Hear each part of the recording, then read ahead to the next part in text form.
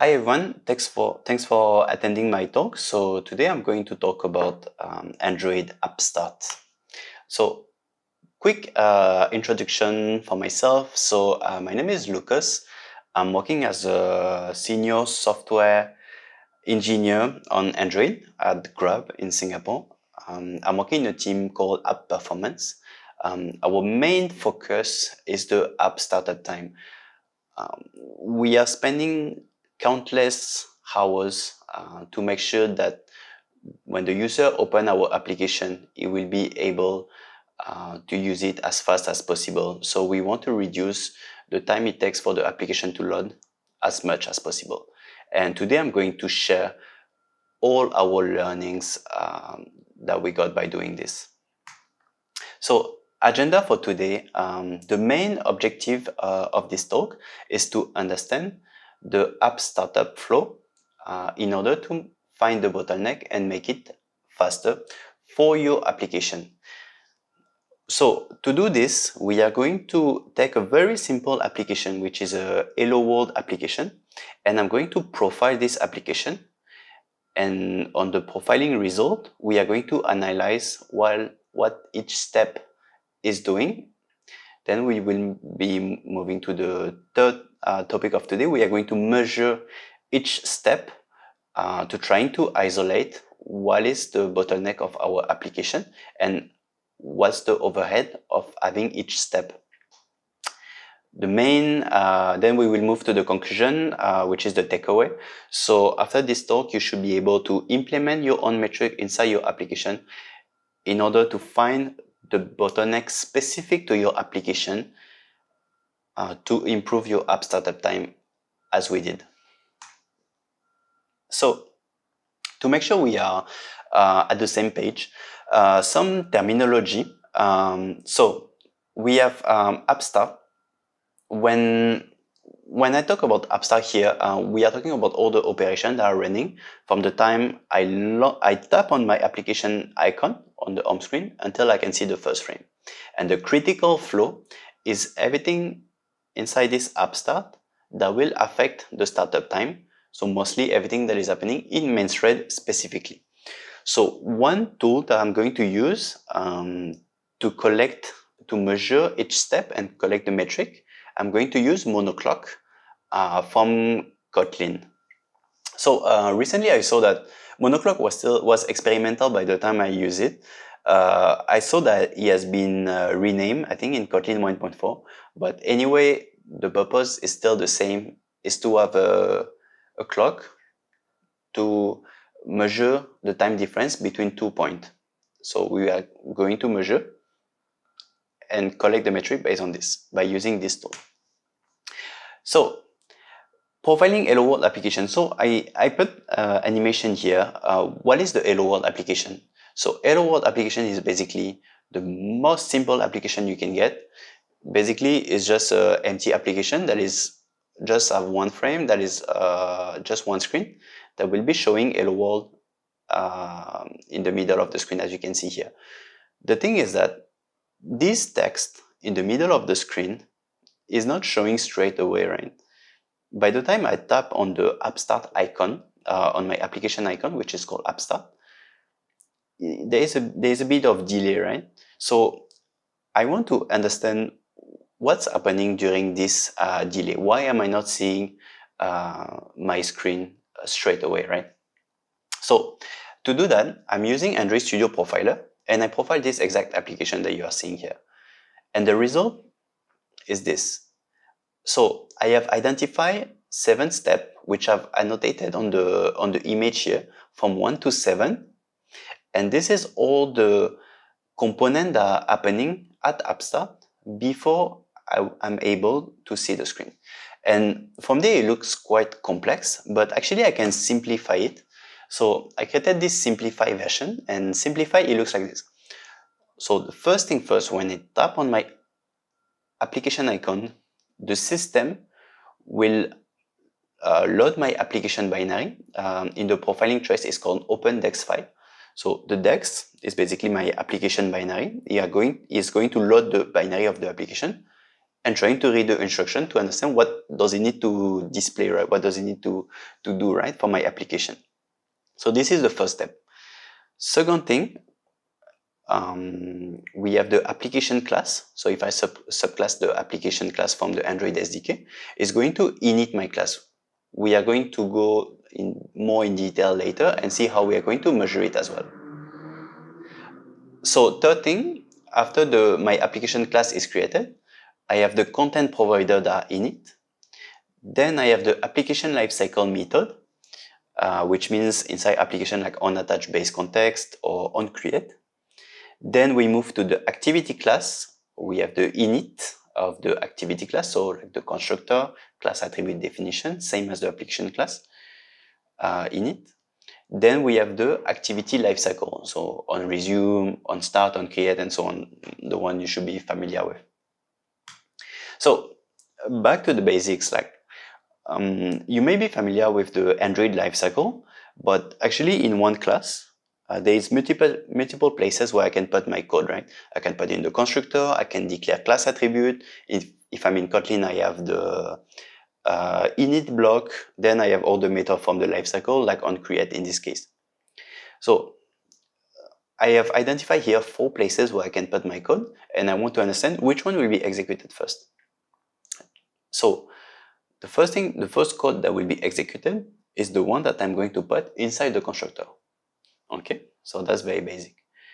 Second, I will have class attribute and init block. So the class attribute and init block will be executed during the same pass of at the runtime. In this case, the class attribute in this case is my database creation, where I assign to a variable. It will be executed before the init block, not because it's by design, but just because the init block is declared below. Okay, if I put the init block before, it will be executed before. But all of this is executed after the constructor, right? So there's 2 concepts here. One is that there's some component, like the constructor, is always executed first. What's inside the constructor is always executed from top to bottom. The runtime will always execute in sequence, right? Same for the class attribute plus the init block. This will be executed from top to bottom. Then after, I have the onCreate. Actually, I have onAttach base context, but I'm just taking onCreate as an example for the lifecycle method, because I think more people are familiar with onCreate, so I prefer talking about onCreate specifically. Okay, so now that I know which code will be executed first and what is the sequence, I want to measure, right? So we saw in the profiling just now that the first thing that is created by the system when I launch my application is my application binary loading. It's opening the binary file, right, and loading into memory. This operation takes time, and this definitely affects my app startup time, right? So I want to measure how long it takes.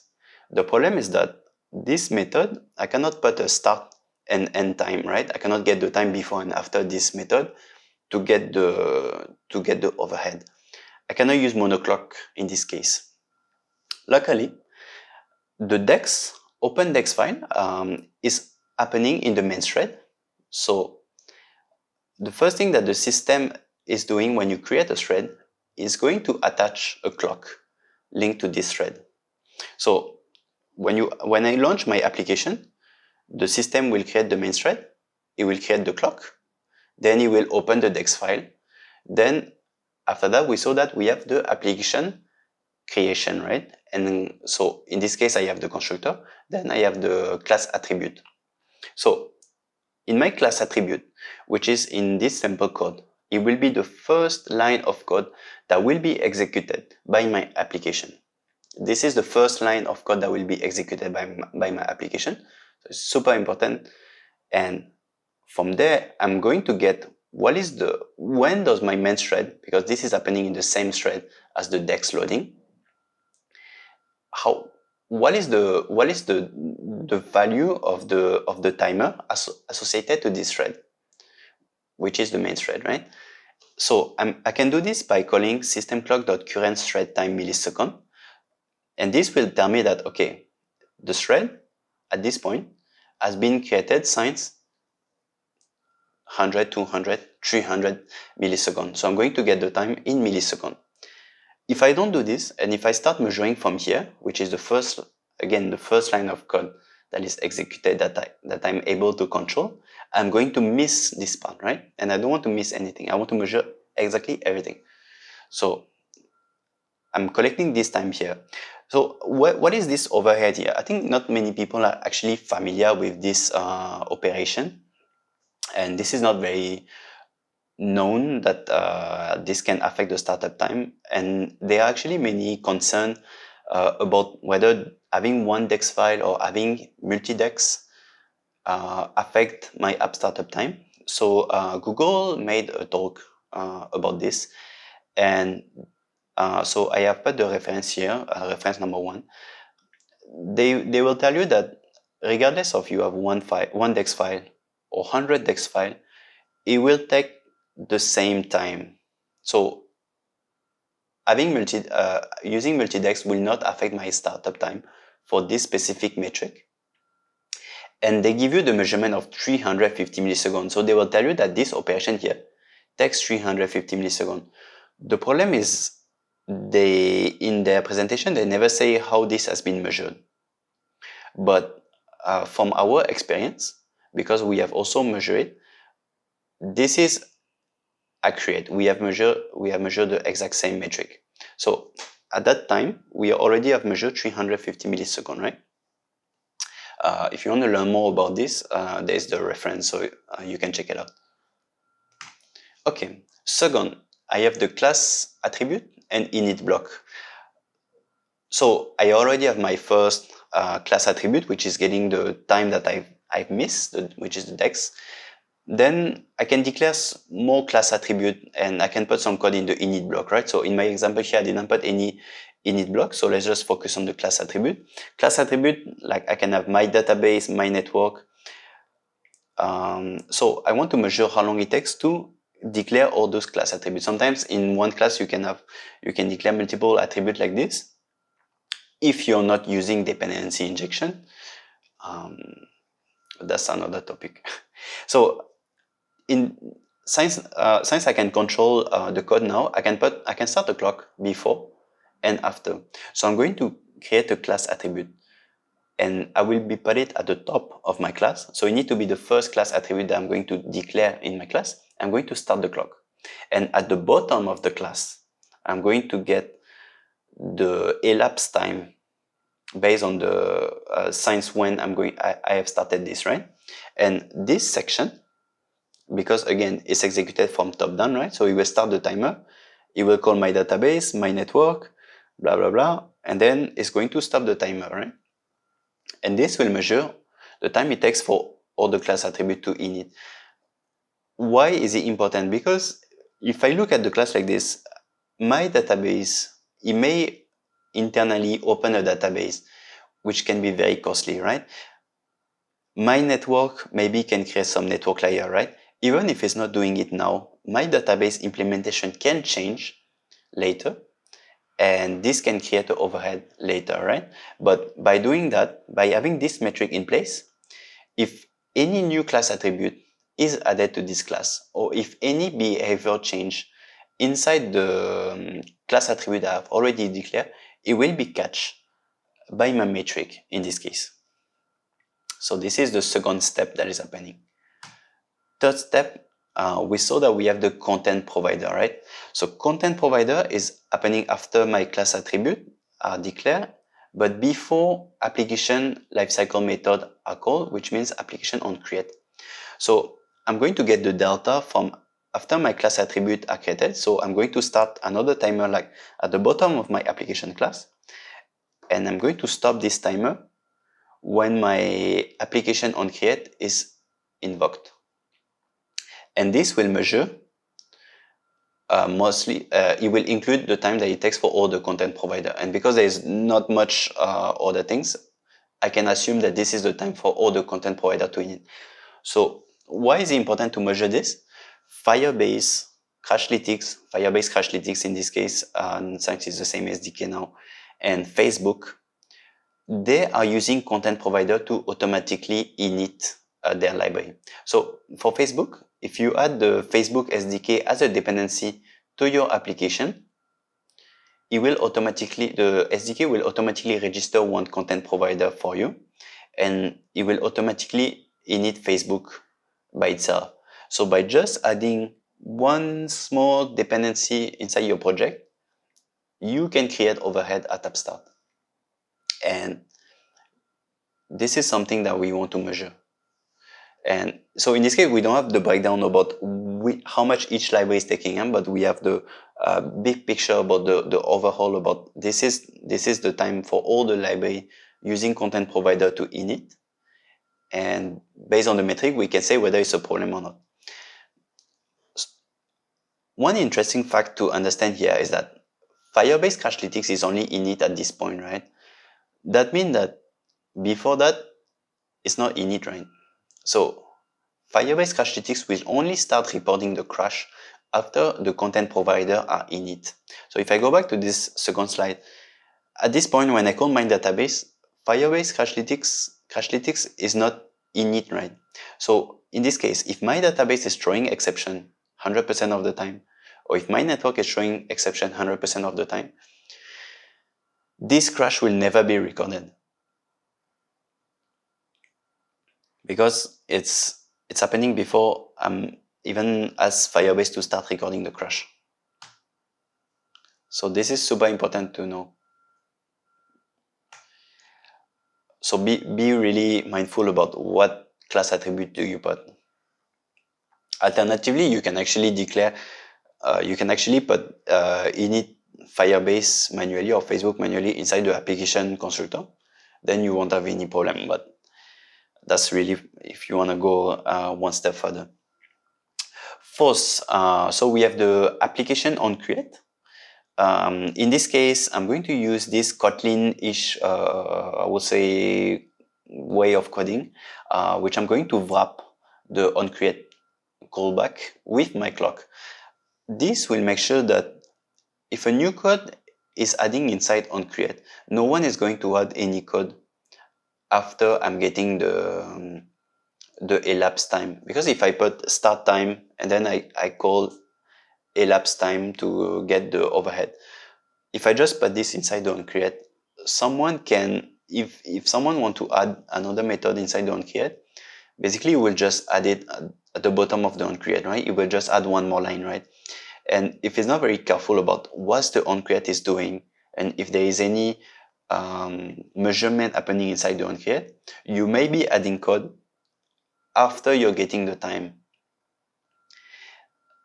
This has happened for us. So by making sure I'm wrapping the OnCreate, I make it much more difficult for a developer to add code without being measured automatically. Because if you're for anyone, it will be putting the code inside the OnCreate here, right? So regardless of what's around, it will be measured, right? The only way to add the code inside the OnCreate without measuring it, here in this case, it will be to add another let, but that will be a bit counterintuitive, and I don't think any developer will do that. So having the metric in place is important, but making sure that the metric will continue measuring if a new code is added is also super important. 5, 6, 7. So I have give the example for the application class. I'm not going more in detail for the activity class, since it will be working the same way. We will be the constructor that will be called, then the class attribute plus init block. Then we have the activity lifecycle, unattached base context, and OnCreate. So I'm not going more in detail on this, since we already saw it for the application for the application class. So if I summarize all the metric, I have identified all the steps that are happening at app start, and I have put metric in place to measure the overhead of each application. And this is a summary of all the metrics that I'm collecting. The thing to understand here is that any application is a more advanced Hello World application. Any application you're building will still be having application class, activity class, you will have class attribute, you will be using the constructor, and you will be using the lifecycle method. And eventually you will be using content provider. So by having the metric here in this Hello World application, this application with the metric in place will scale to any other application, because there is no other way for you to add the code that will be executed on Android beside all those places that we are measuring the code, unless you're using Flutter or some other things. But if your application is pure native Kotlin or even Java, your application will be built, I would say, on top of this. It will be a more complex Hello World application. So the next step, now that we have all the metric in place in the code base, we can start reporting the value, right? So either you can put this metric in production, or you can execute the code locally to collect the data. Once you have collected the data, you can analyze it. You can analyze where is the bottleneck of my application. So for example, I set the metric in production, I collect the data, I send it to some analytics service, or depending on how you want to use it, whether you want to collect the data or not, or if you just want to analyze locally. I check let's say I get the metric result. I see that all metric take like less than 100 milliseconds, but the content provider takes 1 second to init. And that is my highest metric. So that will be my key focus to optimize my app startup time. And since I have isolated the problem, I know that, for example, in this case, my content provider taking 1 second. So I'm going to focus on this content provider, and I can dig deeper about what's happening inside the content provider. I can optimize by focusing on the biggest metric. And by focusing on this, I can focus on the biggest improvement that I can make and the biggest impact for my user. And once you have done all of this, you can continue monitoring your metric by setting up alert. So for example, if you have this metric on CI, if your CI is running your application X number of time, you can eventually try to detect performance regression in the future, because all those metrics will scale for the new code and should be resilient to code changes, right?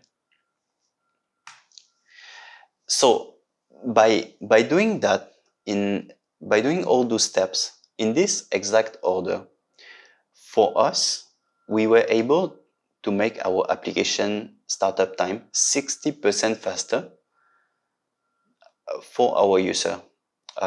So there is a much more detailed article linked to this. We have actually wrote engineering tech blog that you can refer to. We are explaining a lot more in detail about how we managed to achieve this, but the key here to understand, and I think we can move to the key takeaway. You need to identify your app startup critical flow to focus on the code that will impact your startup time. So you measure the high-level framework method, having some kind of breakdown, and then you can identify the bottleneck and later monitor the regression. I've seen many talk, or there's a lot of Medium article. The title mostly is like, this is how you can make your application faster. This, in 99% of the time, it won't really solve the main problem, because the performance problem is specific to each application. I can I can see some tips, like for example, I can change this algorithm that is n square or n cube to n log n. That will be good for performance, like it will be faster, but is there even a problem in the first place? Is that even the major bottleneck that I have in my application? So I need to understand, because there is only 24 hours every day, and there is only 7, 8, 10 hours of working hours per day. I need to focus, and I need to use this time to really focus on where I can make the largest impact for the user. So some resources for this talk. I have actually implemented this Hello World application with all the metric in place on GitHub. So feel free to check it out. I have also wrote a Medium article. Actually, this talk is based on my Medium article that I wrote prior to this talk. And then I have linked two references. One is from the Google about the DEX loading and the effect of multi-DEX. And the second is how we made our application faster. Yep. Thanks for joining. If you have any question, feel free to reach me out. And again, thanks for joining my talk. Bye.